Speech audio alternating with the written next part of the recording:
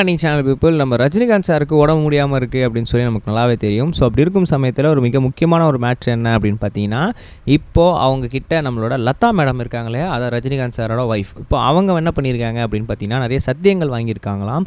நிறைய rules and regulation ரொம்ப ஸ்ட்ரிக்டாக இருக்கணும் அப்படின்ற மாதிரிலாம் சொல்லியிருக்காங்களாம். ஸோ அந்த விஷயத்தெல்லாம் இப்போ என்ன பண்ணியிருக்காங்க அப்படின்னா சோஷியல் மீடியாவில் ஷேர் பண்ணியிருக்காங்க. ஸோ அது என்ன அப்படின்னு சொல்லி உங்களுக்கு சொல்கிறேன் வாங்க.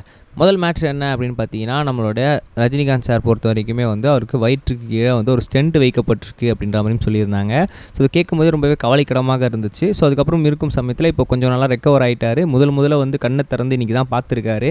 ஸோ அப்படி இருக்கும்போது அன்கான்ஷியஸ் வந்து கான்ஷியஸ்க்கு வந்திருக்கும்போது நம்மளோட ஃபஸ்ட்டு கேள்வி லதா எங்கே அப்படின்னு தான் கேட்டிருக்காராம். அதுக்கப்புறம் வந்து கரெக்டாக வந்து என்ன பண்ணியிருக்காங்கன்னா, லதா மேடம் வந்து பார்த்துருக்காங்க. பார்த்து கொஞ்ச நாள் கழிச்சு பேசினதுக்கப்புறம் சரி ஓகே இப்போ எல்லாமே ஃபைன் ஆகிட்டீங்க, உங்களுக்கு டாக்டர்கிட்ட எல்லாமே பேசிட்டேன், உங்களுக்கு ஒன்றும் கிடையாது அப்படின்னு சொல்லி டாக்டர் சொல்லிட்டாரு. இதுக்கப்புறம் நீங்கள் வந்து கம்ப்ளீட்லி ஆல்ரைட், பட் மைனர் சர்ஜரியாக இருக்குது, இன்னும் கொஞ்சம் நாள் போக போக கொஞ்சம் மேஜர் சர்ஜரி ஒன்று பண்ணிட்டா நீங்கள் கம்ப்ளீட்லி ஆல்ரைட்டாம் அப்படின்னு சொல்லிட்டாங்களாம். ரெண்டாவது இப்போ என்ன விஷயம் அப்படின்னு பார்த்தீங்கன்னா, நம்மள லதா மேடம் வந்து மொத்தமாக வந்து நீங்கள் எனக்கு ஒரு ப்ராமிஸ் சொல்லணும், அதை டாக்டர் என்கிட்ட சொல்லியிருக்காங்க, அதை நான் அவங்ககிட்ட பர்சனலாக கேட்குறேன்.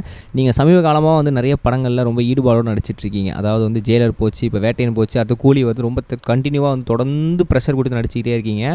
ஸோ அதனால் அதை கொஞ்சம் நிறுத்துங்க. ஏன் அப்படின்னு பார்த்தீங்கன்னா, இந்த டைமில் நீங்கள் ரொம்பவே ப்ரெஷர் எடுத்து நடிக்கக்கூடாது அப்படின்னு சொல்லிட்டாங்க. ஆல்ரெடி நீங்கள் ஸ்டண்ட்டு காட்சிகள்லாம் பண்ணுறதில்ல, பட் இருந்தாலும் கூட நீங்கள் வந்து அப்பப்போ வந்து எங்கேயா போகிறது வரது அப்படின்ற மாதிரிலாம் பண்ணக்கூடாதாம். ஏன்னா ரீசெண்டாக நீங்கள் வைசாக் போய் தான் ஒரு பிரச்சனை கிளப்பிட்டு வந்திருக்கோம். அந்த ஆளை வந்து நீங்கள் ஃபாரின் கண்ட்ரீஸ்லாம் போய் நடிக்கிறது அப்படின்லாம் பண்ணக்கூடாது. மேக்ஸிமம் நீங்கள் வந்து லோயர் இந்தியா, அதாவது வந்து இந்த மும்பையிலேருந்து இந்த சம்திங் வந்து இந்த இதுக்குள்ளேயே வந்து நீங்கள் இந்த வேலைகள்லாம் முடிச்சிட்டிங்கன்னா ரொம்ப சந்தோஷமாக இருக்கும் அப்படின்னு சொல்லி லதா மேடம் சொல்லியிருக்காங்க. ஸோ அதனால் வந்து நீங்கள் ரொம்ப ப்ரெஷராக நடிக்கிறதுலாம் வந்து கொஞ்சம் அவாய்ட் பண்ணிட்டு கொஞ்சம் எனக்காக வந்து இந்த ப்ராமிஸை பண்ணி கொடுங்க அப்படின்னு சொல்லி லதா மேடம் பெர்மிஷன்லாம் கேட்டிருக்காங்க. ஸோ அதனால் வந்து ரஜினிகாந்த் சார் கண்டிப்பாக வந்து உனக்காக நான் பண்ணுறேன், எனக்கு இதுக்கப்புறம் வந்து நீங்கள் தான் முக்கியம் அப்படின்னு சொல்லியிருக்காங்களாம். ஸோ இந்த விஷயம் சோஷியல் மீடியா செம வைரலாக போயிட்டுருக்கு அப்படின்னு தான் சொல்லணும். ஸோ இதை பற்றி என்ன நினைக்கிறீங்கன்னு சொல்லி மறக்காம கமெண்ட்ஸில் பற்றி பண்ணுங்கள். ரெண்டாவது ஒரு முக்கியமான விஷயம் என்ன அப்படின்னு பார்த்தீங்கன்னா, நம்மளோட தளபதி 69 எஸ் அந்த படத்தில் வந்து நிறைய கேஸ்டிங்ன்றது ரொம்பவே சூப்பர் டூப்பராக பண்ணிட்டு இருக்காங்க. டெய்லி வந்து கேஸ்டிங்கில் ஒரு 2 பேர் ரிவீல் பண்ணிட்டு இருக்காங்க. ஸோ அந்த வரிசையில் வந்து பிரியாமணி, அது மட்டும் இல்லாமல் நரேன், இவங்க 2 பேர் வந்து இப்போ அஃபிஷியலாக வந்து இருக்காங்க உள்ள அப்படின்ற மாதிரி தெரிய வந்துருச்சு. கிட்டத்தட்ட வந்து இது வந்து ஒரு சிபிசிஐடி கான்செப்ட் மாதிரி இருக்குது. ஏன்னா வந்து உள்ளே வர எல்லாருமே வந்து ஆல்ரெடி வந்து நிறைய வந்து இந்த மாதிரி சிஐடி படத்துங்கள்லாம் வந்து நடிச்சிருக்காங்க. ஸோ அந்த நரேனும் சரி நம்ம பிரியாமணியும் சரி கொஞ்சம் டேஞ்சரான ஒரு லவ்வபிள் பர்சன் அப்படின்றதுனால உள்ளே இருக்காங்க அப்படின்னும் போது அது எப்படி என்ன ஏது அப்படின்றத நம்மளை கெஸ் பண்ணவே முடியல. ஸோ சந்து சாக்கில் என்ன பண்ணியிருக்காங்கன்னா, எல்லாருமே வந்து நம்மளோட அமலா சாஜி எவ்வளோ தூக்கி போட்டுட்ருக்காங்க.